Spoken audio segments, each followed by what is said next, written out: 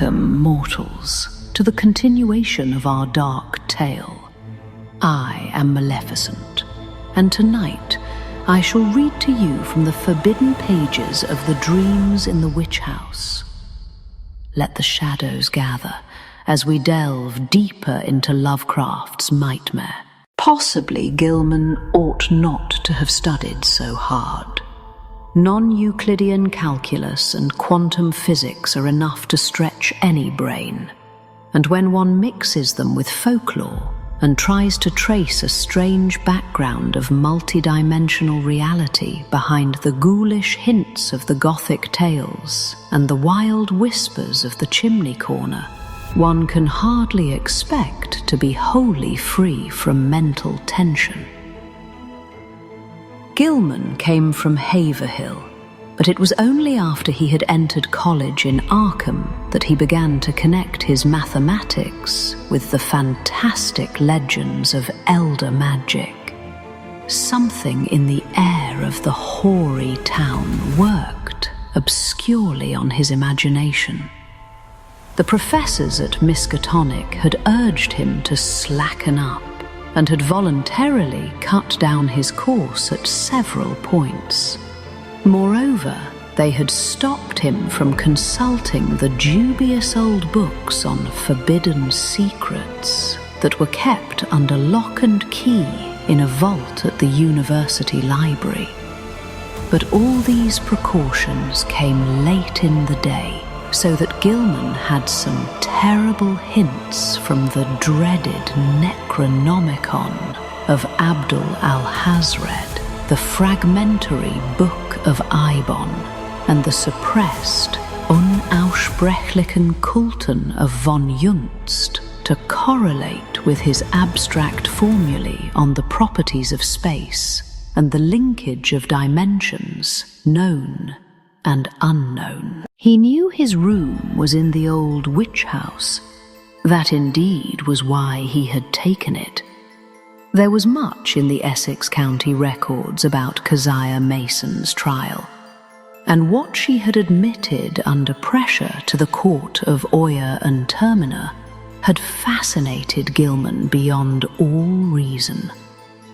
She had told Judge Hathorne of lines and curves that could be made to point out directions, leading through the walls of space to other spaces beyond, and had implied that such lines and curves were frequently used at certain midnight meetings in the dark valley of the White Stone, beyond Meadow Hill, and on the unpeopled island in the river.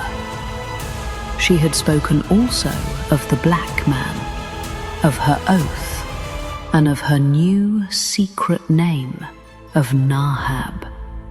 Then she had drawn those devices on the walls of her cell and vanished. Gilman believed strange things about Keziah, and had felt a queer thrill on learning that her dwelling was still standing after more than 235 years.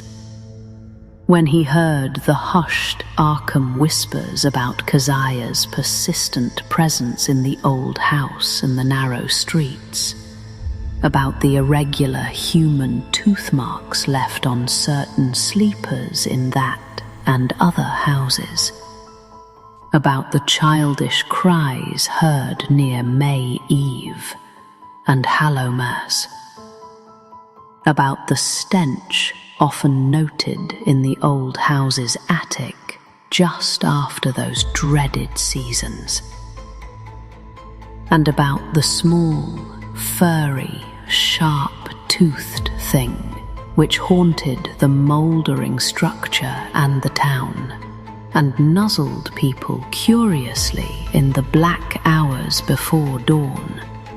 He resolved to live in the place at any cost.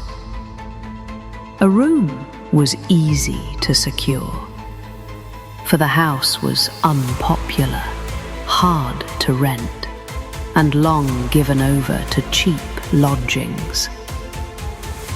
Gilman could not have told what he expected to find there, but he knew he wanted to be in the building where some circumstance had more or less suddenly given a mediocre old woman of the 17th century an insight into mathematical depths, perhaps beyond the utmost modern delvings of Planck, Heisenberg, Einstein, and De Sitter.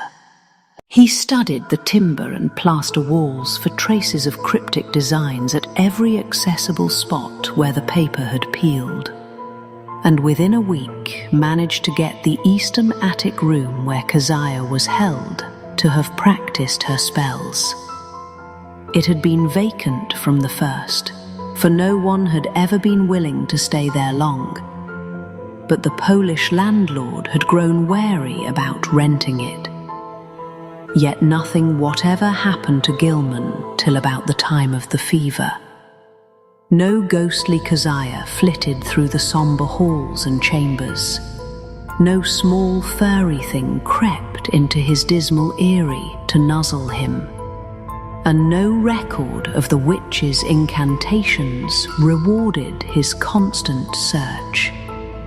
Sometimes he would take walks through shadowy tangles of unpaved, musty-smelling lanes, where eldritch brown houses of unknown age leaned and tottered and leered mockingly through narrow, small-paned windows. Here he knew strange things had happened once, and there was a faint suggestion behind the surface that everything of that monstrous past might not, at least in the darkest, narrowest, and most intricately crooked alleys, have utterly perished.